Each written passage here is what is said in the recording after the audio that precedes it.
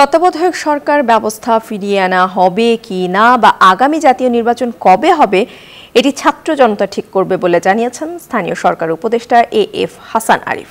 বলেন, নির্বাচনী ব্যবস্থাকে ভোটারদের কাছে গ্রহণযোগ্য করার ব্যবস্থা করা হবে।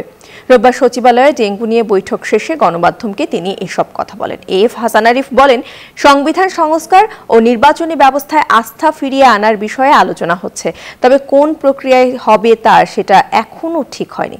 এক্ষেত্রে ছাত্র জনতার মতামত গুরুত্বপূর্ণ, তাদের কাছ থেকে রায় নিতে হবে।